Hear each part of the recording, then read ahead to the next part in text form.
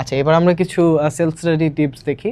Self study টিপসের মধ্যে কি, যে লিসেনিংয়ে 7+এর জন্য সিনোনিমস শুনবেন, সিনোনিমস শুনুন। আর সেকশন 4-এ নোট অ্যাব্রিভিয়েশনস। আর ডেইলি কি বিবিসি লার্নিং ইংলিশ, এখান থেকে আপনি হচ্ছে অডিও শুনতে পারবেন, টেস্ট নিতে পারবেন। অ্যান্ড মিস্টেক্স কি, স্পেলিংগুলো ফিক্স করা, ঠিক আছে। আর রিডিংয়ের স্পিড প্লাস অ্যাকুরেসি দেখেন, কোয়েশ্চেন টাইপ মাস্টার করেন, যে ম্যাচিং ইনফরমেশনগুলোকে কীভাবে তাড়াতাড়ি লোকেট করা যায়, how to locate them fast, এগুলো মাস্টার করেন। ভোকাবুলারি কি, রুট ওয়ার্ডসগুলো লাগবে। এখন ওয়ার্ডসগুলো আপনি কোথা থেকে পাবেন ভোকাবুলারির জন্য, আপনি ডেইলি নিউজ পেপার পড়তে পারেন, ঠিক আছে।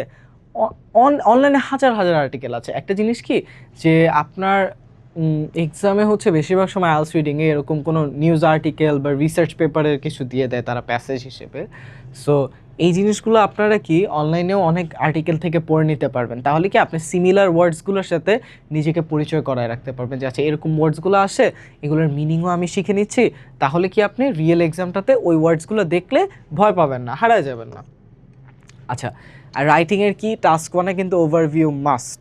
আর টাস্ক 2-এর ক্ষেত্রে 4টা প্যারাগ্রাফ, এক্সাম্পলস ফ্রম বিডি, মানে এক্সাম্পলসগুলো কি, যে এগুলো আপনার হচ্ছে যে কোনো জায়গা থেকে দেখে নেবেন। Traffic in Dhaka, these are examples. তারপর লিঙ্কিং ওয়ার্ডস খুবই দরকার। এগুলো হচ্ছে কুইক নোটস, এগুলো কুইক নোটস আপনারা নেবেন। আমি একটু আপনাদেরকে বুঝাই দিই, প্রত্যেকটা কি একটু ভেগলি লেখা, তো আমি আপনাদেরকে বুঝাই দিচ্ছি, ঠিক আছে।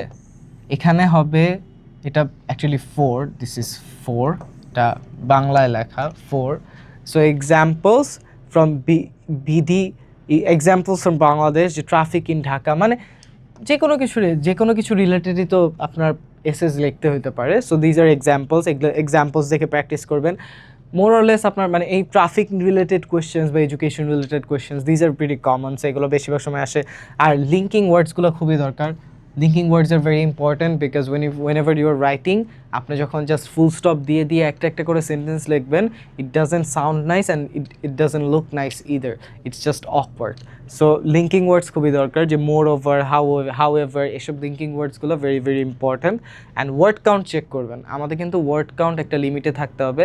এখন আমি বলবো যে টাস্ক 2-এর জন্য anywhere from 250 to 280 words is fine. এর চেয়ে বেশি দরকার নেই, এর চেয়ে কমও দরকার নেই। এই মিড পয়েন্টটাতে থাকা ট্রাই করবেন, এই মিড পয়েন্টটাতে থাকা ট্রাই করবেন, দ্যাটস দ্য বেস্ট প্লেস। আর স্পিকিংয়ে কি, ফ্লুয়েন্সি বুস্ট করার চেষ্টা করবেন।